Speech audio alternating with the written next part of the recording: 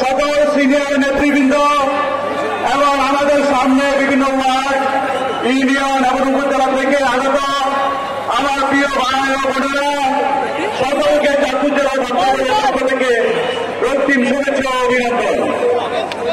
প্রিয় উপস্থিতি, আপনারা দেখেছেন বাংলাদেশে একটি অবৈধ সরকার বসেছিল।